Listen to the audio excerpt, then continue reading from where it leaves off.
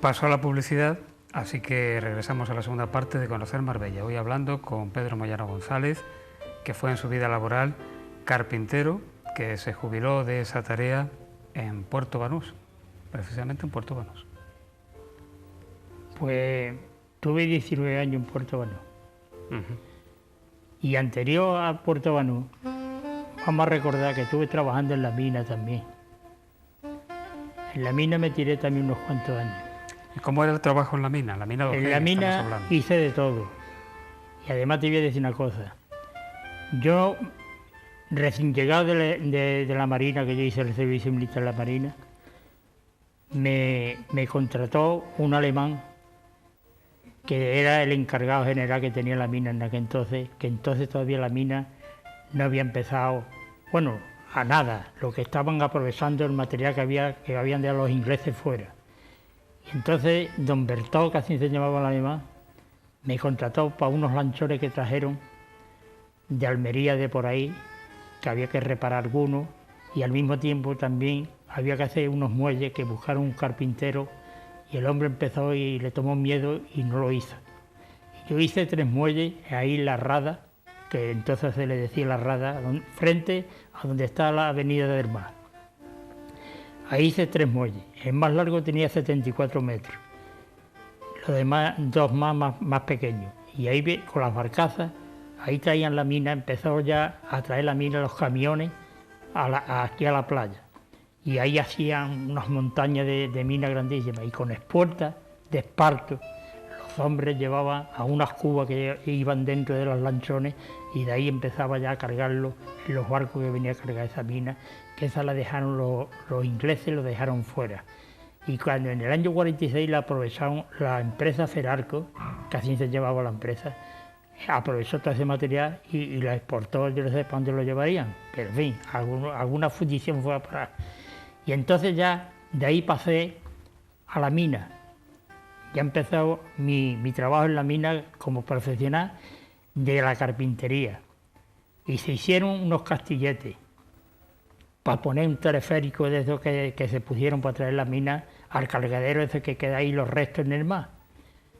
Yo hice 17 castilletes de madera. Estos 17, el más alto tenía 25 metros. Y eso lo hice yo. Bueno, yo tenía una brigada de hombres, 30 hombres conmigo. Y carpintero me llevé a un hombre que era muy conocido en Marbella, que le llamaba Antón. El pobre Antón estaba agotado porque el hombre bebía y, en fin, pero lo aguanté, por tal que comiera también el pobre, porque necesitaba de trabajar. Bueno, pues ya empecé en la mina a trabajar, hice de todo. Una cinta transportadora, yo qué sé, allí unos escrapes que se montaron, allí se hicieron muchas cosas, unas torbas de madera que para los camiones con unos escrapes, que unos rastrillos, traían la mina allí a las torbas y ahí cargaban los camiones para llevarlos a la masacadora, que había una masacadora donde, total, que de ahí pasé hasta la galería. Estuve trabajando en galería. Hice hasta un barco en lo alto de la mina. ¿Un barco en la mina? Sí, señor, en todo lo alto, al lado de donde estaba ¿cómo le decían aquello? Donde estaban los compresores de aire. Allí había un almacén grande y allí hice yo un barco para el servicio de allí del poste que está en el mar, para ir venir los marineros que iban allí a trabajar. Y eso lo hice allí. ¿Había mucha gente de Marbella trabajando en esa mina? Sí, había un montón de gente de Marbella, mayormente de Ojén. ¿Recuerdas algunos compañeros de esa época? Pues sí, todavía vive uno que ya es muy viejo, Juanaro. Ese estuvo trabajando conmigo en la mina, en la brigada que yo llevaba. Y hubo también, bueno, ya han muerto varios de ellos.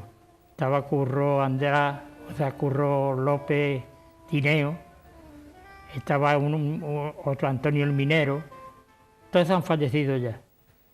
Ya de esa época de Marbella, no, yo creo que quedan pocos, casi no. Queda un tal Manzano, que también estuvo conmigo, ese sí, vive, Pepe. Y estuvo, bueno, varias gente así conocida de Marbella, mucho.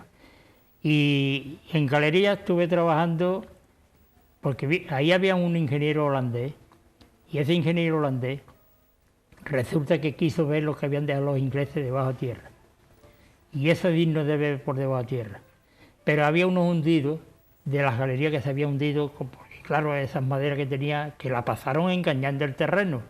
Eso se había hundido y había que pasarlo para poder ver lo que había dentro. Y ahí estuve, para poder pasar un hundido que tendría unos 12 o 14 metros de largo, lo menos 3 meses.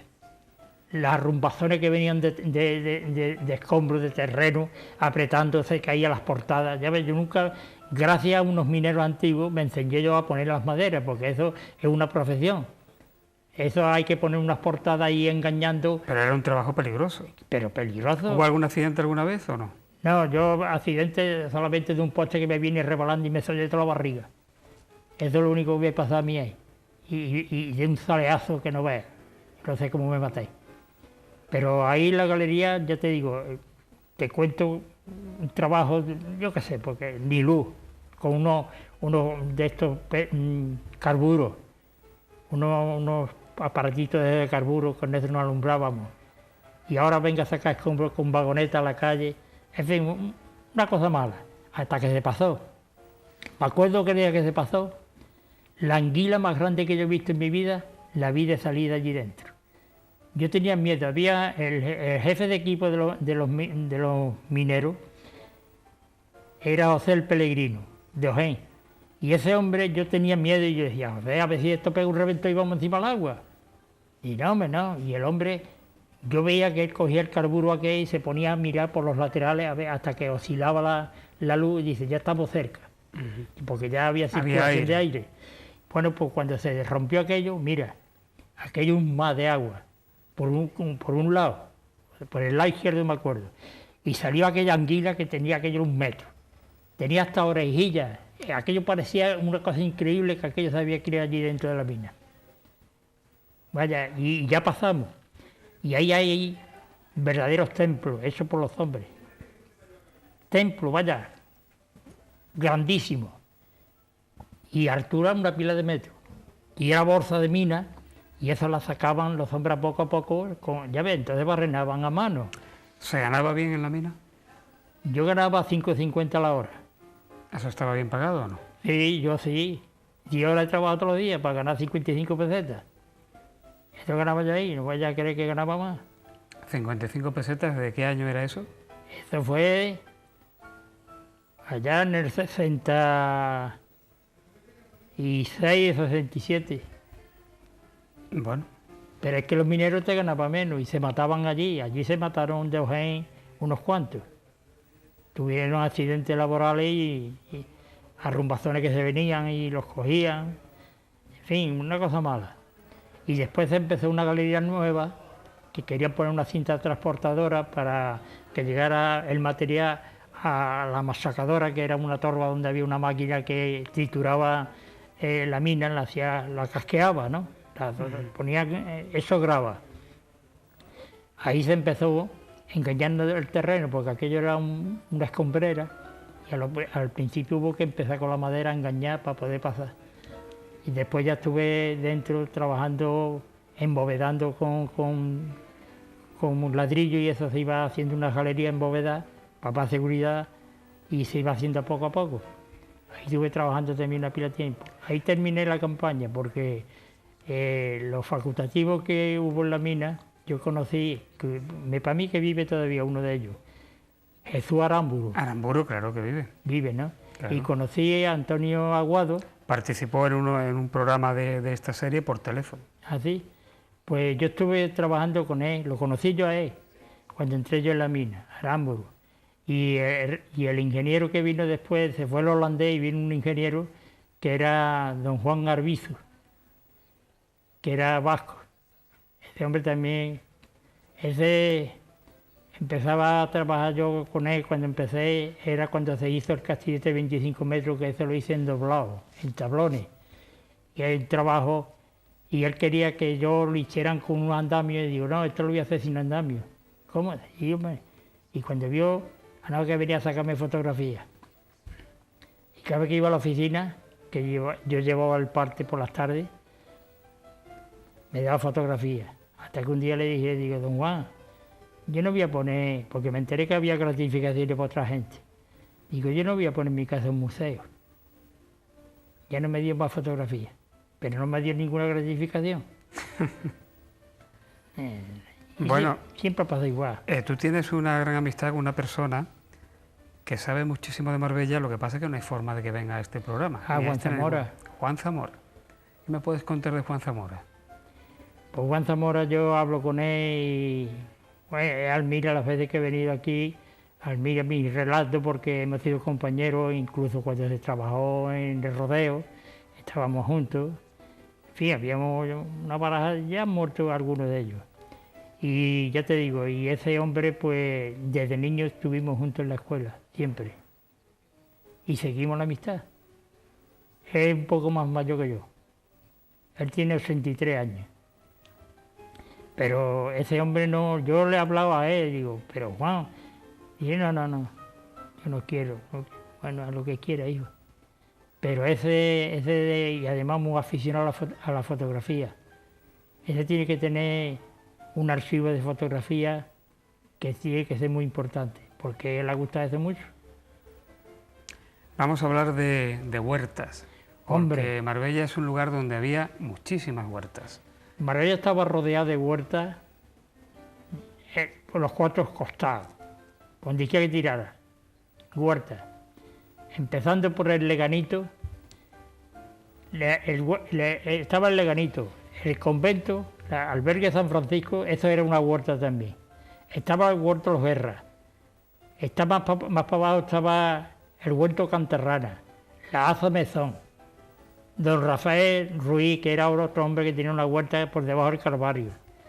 Tiramos para abajo la huerta grande, la huerta chica, más la huerta de San Ramón, el huerto El Cura, el huerto Mariposa, el Hotel Fuerte, que es antes de hotel, ahí había también un huerto que tenía hasta su higuera y hasta un pedacito de viña. Y tira para allá, la huerta de Bombas, la huerta de los Cristales, la huerta de los Postigos, el huerto del Café, las Albarizas, que todo eso era tierra de la voz. Ya te digo, y eso era Marbella rodeado de huertas, la huerta del Faro, el Molino Viento, la huerta de los Limones, Villa Parma, todas esas huertas. Las Merinas, otra huerta. Eso ya está donde está el Don Pepe. La huerta de las Merinas. ¿Y cómo funcionaban? Eso era todo. ¿La explotaban sus propietarios? ¿Había colonos? Hombre, por regla general, había algunas huertas de esas que eran colonos, pero que esas huertas cerca del pueblo eran verdaderas tiendas. Ahí todo lo que se sembraba, que si siempre se vendía allí. Porque yo iba a la huerta chica, la Señana, y iba por una coliflor que me mandaba mi madre y me decía, vente conmigo y coge la que quieras. Y me la cortaba delante de mí. Los pimientos, los tomates, todo.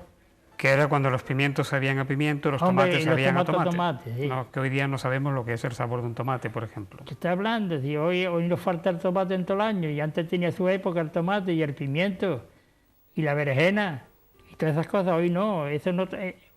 Ahora, ¿tiene sabor a qué? Yo no veo que tenga sabor eso hoy a nada, eso no sabe nada. ¿Te acuerdas, Pedro, de los nombres de algunos de estos hortelanos, de estos colonos que explotaban algunas Hombre, de estas? yo me acuerdo, bueno, la Señana, el huerto El Cura, que estaba Morito, estaba también otro hombre, Antonio de la Jaza, que era Antonio Fernández, había otro que también, ¿cómo le llamaban aquí? Cristóbal del Leganito, que era hermano de Curro, de ese que yo te he dicho antes que era alcalde, ese también era, conocía su nombre, en fin, varias así. La Huerta Nava, que ese era de Paco de la Ava, del padre, que ese hombre no fue hortelano, pero compró eso y ya últimamente sembraba allí, o sea que la Huerta de San Ramón era de una familia que vino, no sé si en español, los Lagunos. Esa huerta de San Ramón, había un colón allí, que era Juanillo el Mono. Y, en fin, conocí a toda esa gente, y la huerta de los Cristales, la huerta de los Postigos, que era Curro Berrocá, el que estaba allí. En fin, yo conocí a toda esa gente. La huerta, donde está la barriada esta, las Pañuelas. Sí, la huerta de las Pañuelas. Eso era de un teniente, Vázquez, el teniente Vázquez. Ese hombre lo conocí yo también. La huerta del Boticario, ¿no? La huerta Boticario, había muchísimas huertas. Y lo que se producía en estas huertas, ¿alguna de eso se exportaba o se consumía todo en Marbella? Yo creo que no había exportación. Aquí la única exportación que conocía fuerte era Laje, que exportaba la naranja, cogía los higos, los secaban, todo eso lo hacían exportación. Y si te hablo de los molinos... Pues ese es el tema que justamente iba a sacar a los molinos. Los molinos, el de aceite conocido, el de Casablanca, que ahí estuvo mi abuelo. ¿Cómo era el molino de Casablanca? ¿Y dónde estaba? Eso ahí, esto era manual, ¿no? Como, en fin, la piedra lo tiraba una bestia, no estaban mecanizados. ¿Dónde estaba el molino de Casablanca? A donde mismo está ahora, pasando el Palacio de Congreso. Por la zona del Palacio de Congreso. Sí, en esa zona un hacia poquito Estepona, más digamos. Hacia Estepona. Ahí estaba el molino, después estaba el molino de aquí de... Bueno, pero háblame del molino de Casablanca. ¿Cómo se trabajaba allí? ¿Quiénes trabajaban? Eso todo era manual. O sea, manual, que todo era los hombres a mano. Era un molino de aceite. De aceite. Ahí era más que se sacaba aceite. Y todo estaba movido por una bestia que tiraba de las piedras del molino y después tenía las prensas, que ya esa era manual también, no era hidráulica ni nada de esas cosas, eso era manual. Eso los hombres le daban a una tuerca grande que llevaban con un sistema de que hacía mucha fuerza, y eso eran los capazos que ponían con la aceituna y ahí salía el aceite. ¿Recuerdas nombres de los que trabajaban ahí?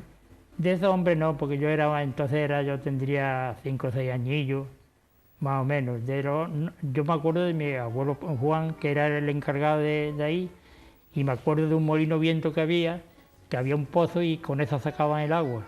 Con el molino viento era una bomba y sacaban el agua. O sea, dentro del mismo molino de Casablanca. Sí. No, estaba fuera, estaba fuera de la casa. En esa casa vivía don Rafael Benítez. ¿Quién era el propietario de...? El propietario de eso, don Rafael Benítez, que fue alcalde de Marbella. Ajá. Y tu abuelo se llamaba Juan Peinado, el apodo era Peinado. Peinado, Juan González Navarrete. Peinado. Sí, Juan Peinado, era popular. ¿Era popular por...? Hombre, porque su trajín había sido cosario con carros, íbamos a Málaga con unos carros grandes que tenía, que le llamaban carros de bolsa, y se iba tirado por mulo. Me acuerdo de un borriquillo que llevaba, que era el guía de lo que iba delante, y le llamaban el nané. Me acuerdo, porque yo en mi casa por ahí tengo una fotografía que yo estoy subido a lo alto del borriquillo ese. Y en fin, estaba el molino este de Mayorazgo, que le llamaban, que es donde está ahora el museo. Sí, el Museo del Aceite. El Museo del Aceite. Que eso siempre se le ha dicho el cortijo. El cortijo, sí. Sí, siempre. Y me acuerdo del dueño de eso, de José Roldán. Era un hombre viejecito que todas las mañanas salía andando, iba al molino por la calle ancha. Yo siempre estaba allí en casa de mi abuela y jugando allí en la calle. Yo jugaba con los martines estos, que algunos han sido militares y eso, que eran de mi edad más o menos, y no sé si vivirá alguno. Y yo me acuerdo que este hombre iba saludando, hasta los niños saludaba. Era un hombre, y me acuerdo de don José Correa, un señor que era abogado, que tenía 2 hermanas, unas viejecitas, que ya las conocí yo ya muy viejecitas. Y me acuerdo de todo eso. Fíjate tú, sí hace años de eso. Bueno, hemos mencionado un apodo, que era el apodo de tu abuelo, pero en Marbella había muchos apodos, ¿no? Casi todas las familias tenían su apodo particular. Había montones de apodos, y yo recuerdo, y en la playa pasaba igual. Unos apodos, algunos muy graciosos, otros muy desagradables. Había uno que le decían Putangare, otro el Gatito, el Morralla. En fin, había muchos apodos así conocidos, y el Borrajo. Había uno que le llamaban Periquito Florentina. No sé lo que es el significado que tiene eso. Periquito Florentina. Tenía un huerto en la playa.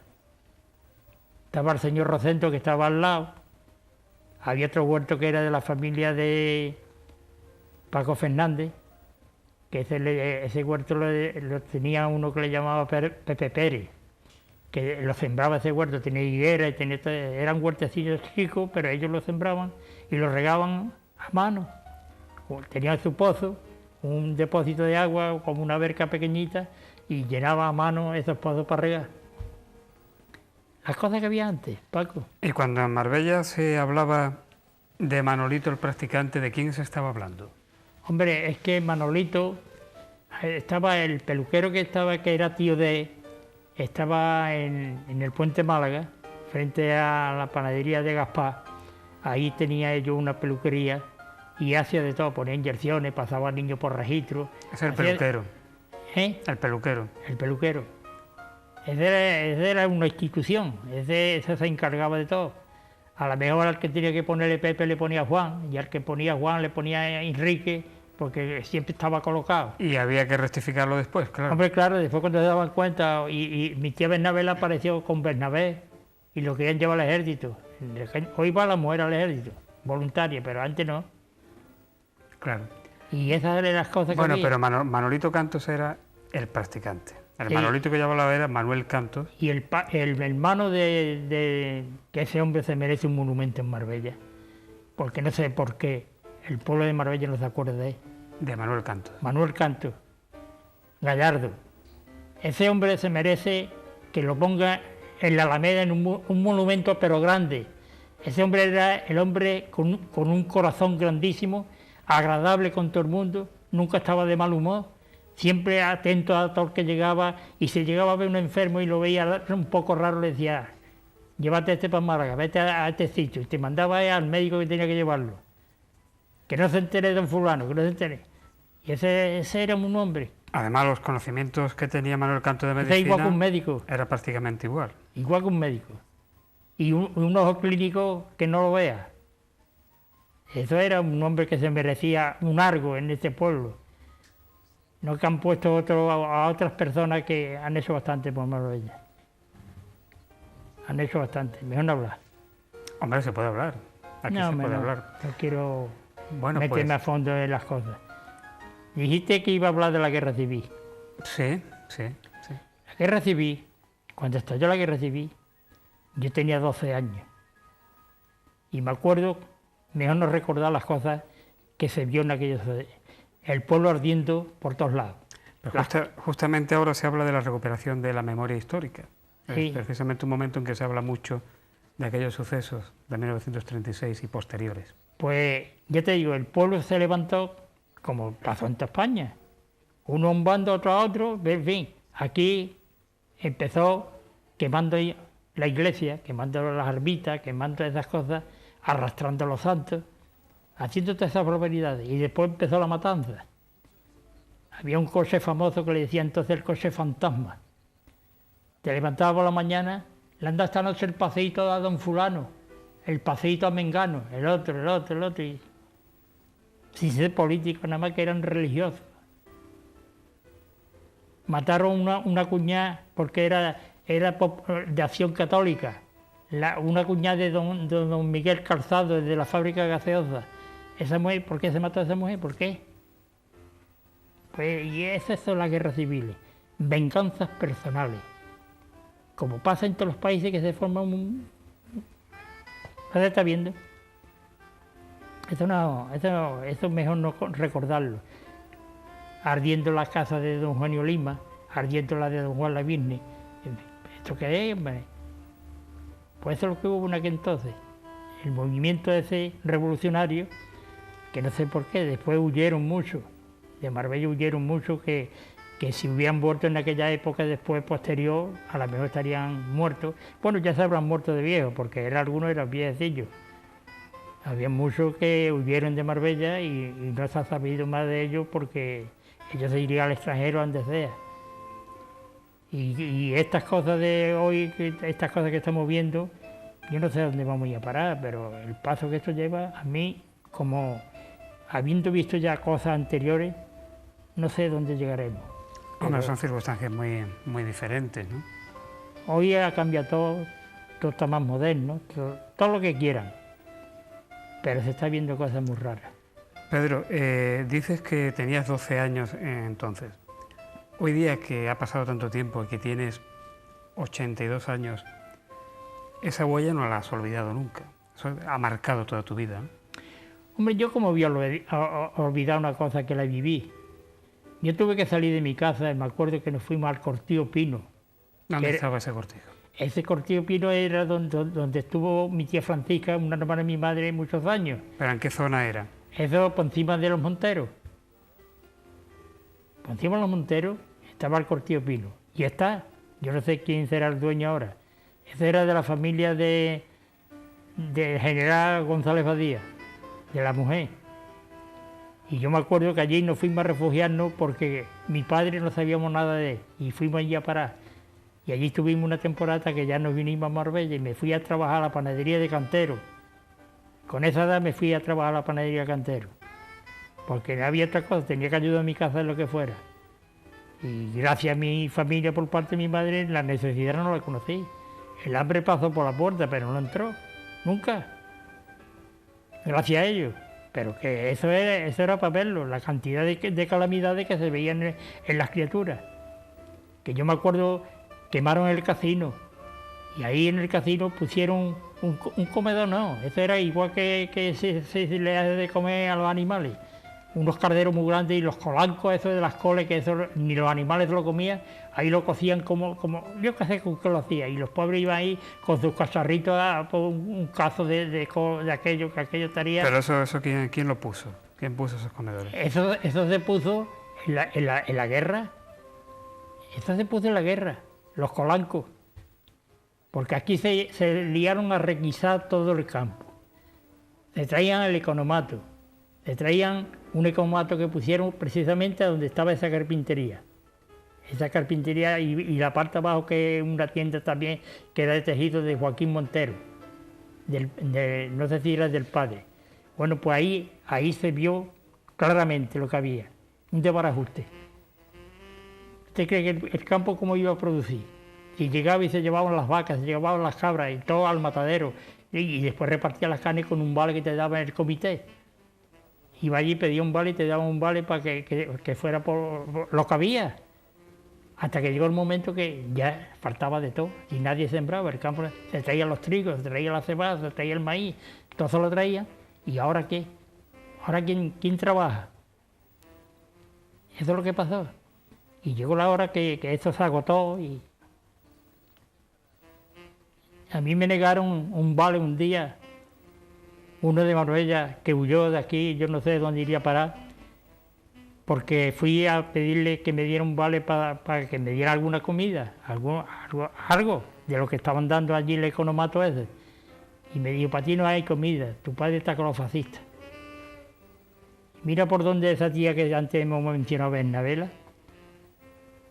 dio la casualidad que yo salía del ayuntamiento, que eso fui a pedir al ayuntamiento, y cuando me vio, le dije, ¿qué te pasa? Tita, mira ahí, dije, ven para acá. Y le tuvieron que dar vale. Lo insultó, lo conocía ella bien. Y lo puso que no había por dónde cogerlo. Pero, hombre, por Dios, me va a negar a mí, yo no soy un hijo del pueblo también, que tengo necesidad de comer. Pues eso es lo que había.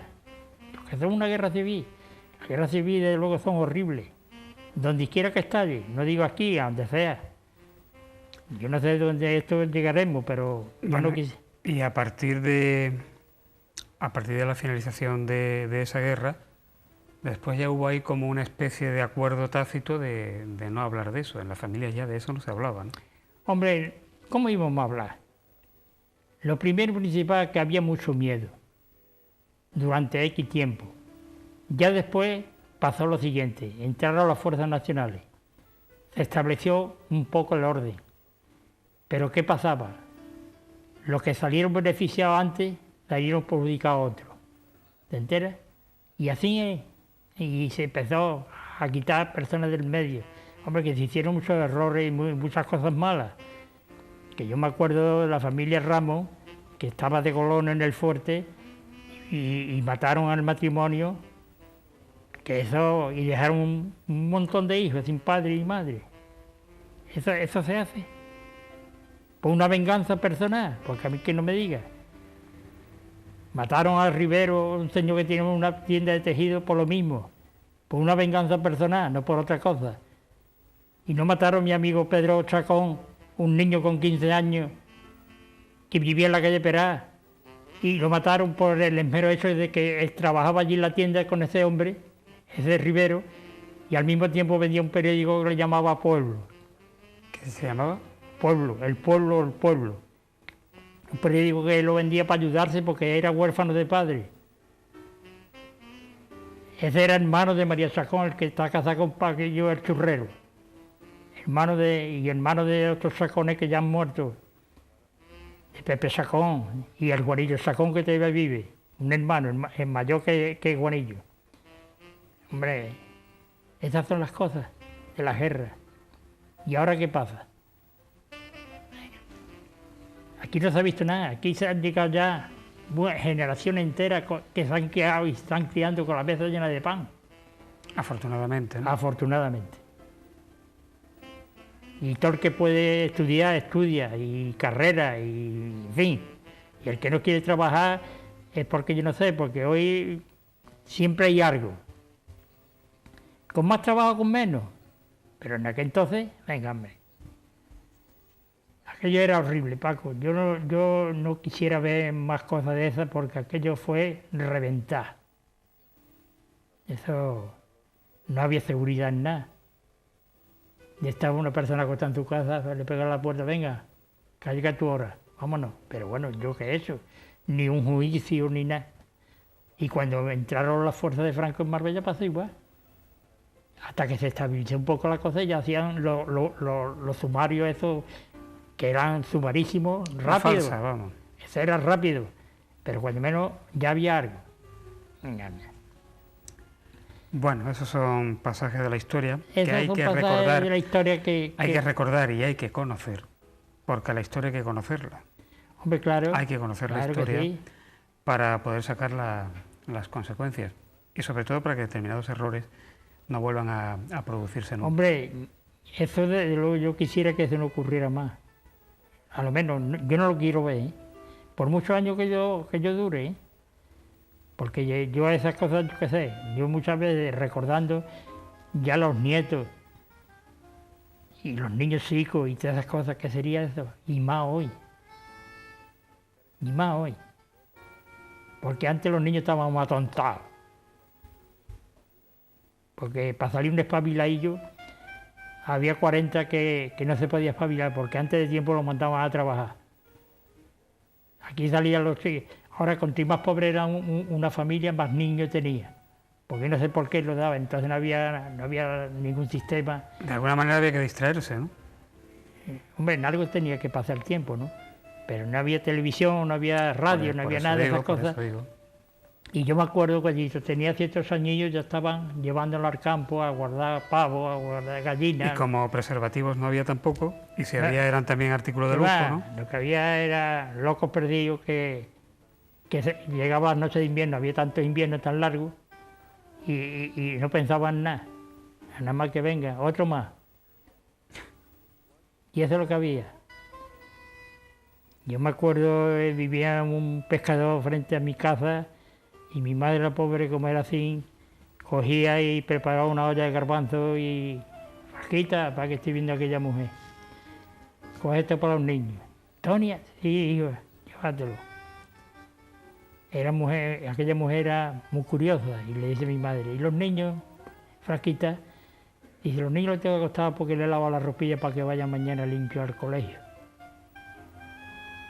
Eso. Pero bueno, llegan los años 60, y ya desde los 50, pero sobre todo los años 60, y Marbella se transforma en una ciudad turística Y el nivel de vida sube de una manera... Hombre, sí, tremenda, ¿no? porque todo, mira, aquí el verdadero, como ya en otra ocasión te lo dije, el verdadero pionero fue el marqués de Imarrey.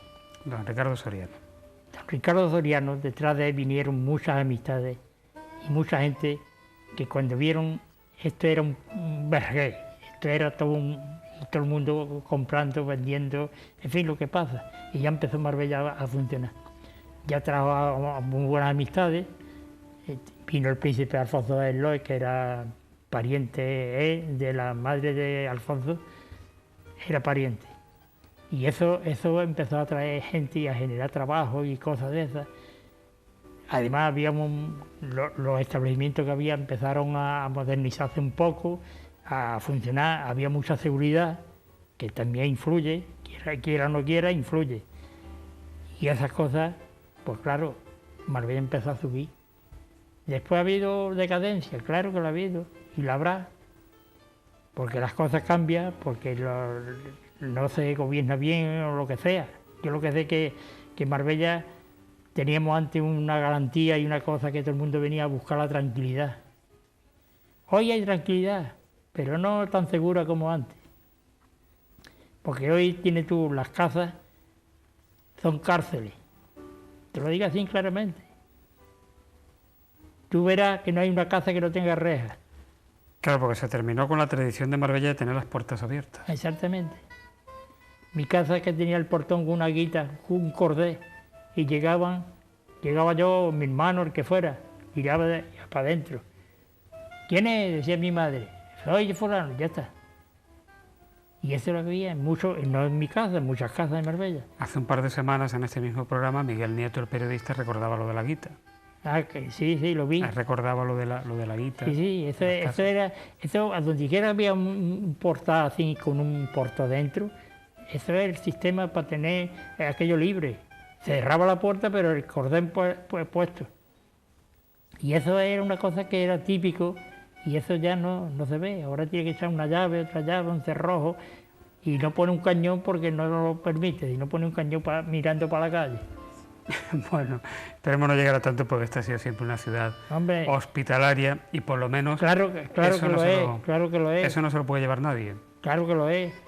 Yo cuando estaba en Puerto Banús, yo he visto muchas cosas en Puerto Banús, y después yo pregunto, y lo que ha cambiado todo. Porque yo me codeaba allí en aquel entonces, cuando yo estaba activo ahí venía don Alberto Bonreal Luque, que era ministro de Hacienda en aquel entonces, y se hablaba conmigo como estamos hablando nosotros. Un hombre... Ahora, ¿qué pasaba? Que en aquel entonces también tenía que llevar guardaespaldas. Pero claro, tenía tranquilidad porque siempre había otra cosa. Solís, otro hombre, que tuvo una amistad conmigo grandísima porque yo le hice unas cosillas en su barco, en fin. El ministro Solís. Don Ángel Urquijo, otro señor de mucho poder adquisitivo y un hombre que hablaba con él con una naturalidad y una confianza. Don Enrique Arreballón, que ese era gobernador militar de Madrid. Y como ese te cuento muchos detalles. Ese lo tenía yo, ese lo veía yo estar en la sopa, ¿sabes? Era muy pesado. Pero le pedía un favor, no para mí. Yo todos los favores que he pedido casi siempre han sido para personas que han llegado, porque como han visto que yo me codeaba con esta gente, este tiene amistad, y han llegado a pedirme el favor, y yo no, hombre, he ido y he hablado con él, y ha tenido suerte siempre. Y ese ha hecho muchos favores. Bueno, Pedro, hemos conocido un poco más de esa Marbella que tú Hombre, yo conozco muchas cosas y claro, voy recordando, cuando vamos hablando voy recordando. Pero yo me acuerdo también que dijimos de la fragua. Pero me lo tienes que decir brevemente porque ya estamos fuera de tiempo. Bueno, pues entonces rompa fila. No, pero dime brevemente lo de la fragua. Ah, bueno, de la fragua te digo que estaba en Solano, o sea, Lozano, que eran 3 o 4 ellos, el padre, los hermanos, todos trabajaban en la fragua. Estaba Currito Reinaldo, un pobre fraguero de poca monta, pero en fin, el hombre vivía con sus cosillas de hacer 4 cosillas de nada, porque lo que hacía era los chiquillos, las púas de los trompos y cosas de esas. Eso también era popular. Currito Reinardo. Después había en la calle Málaga había otro herrero, que era el tío Antonio, que ese hombre lo conocí yo ya muy viejecito. Y hubo otra herrería en la esquina de la calle Málaga saliendo hacia la carretera, estaba Mateo Pérez, que ese hombre fue muy popular, también era un buen herrero y un buen mecánico. Entonces eran los herreros que había aquí. Después estaba debajo de eso ya es anterior, me acuerdo de los talleres que tenía la mina de hierro aquí en la avenida. Sí, junto al casino, ¿no? Sí. A la parte de abajo. La avenida del Mar. Ahí estaban los talleres. De ahí se reparaban las maquinarias. Me acuerdo de un maquinista que le llamaba Malanjuague, que era ese llevaba la maquinilla así, que le decía, los chiquillos decían, pues ahí viene Malanjuague, trae la chiquilla. Y había otro que le decían el Verdón, que era engrasador. De todas esas familias me acuerdo yo. Pues ahí lo tenemos que dejar. Pues ya está. Lo mismo cuando cumplas 83, sí, nos visitas de nuevo. Bueno, vale. podemos dejarlo ahí. Hemos dejado cosillas colgadas, pero en fin. Bueno, pues hoy ya... En otra ocasión será, ¿no? Por hoy nos hemos quedado sin tiempo. Gracias, Pedro. Pues nada, hombre. Gracias a ti. Y aquí estamos para servir al pueblo de Marbella, que Marbella se merece que yo hable de Marbella. Pues muy bien. Con conocimiento, cuando menos, de mi vivencia, de lo que yo he conocido. Hay otras personas que hablan de Marbella y a lo mejor hablarán por oídas, yo no. Yo lo he visto y lo he vivido. Y eso se queda grabado, mientras yo viva, aquí estaremos. Pues ese testimonio se ha dado en este programa. Finaliza por hoy Conocer Marbella. Gracias como siempre por la atención que prestan y hasta la próxima semana. Buenas noches. Bueno.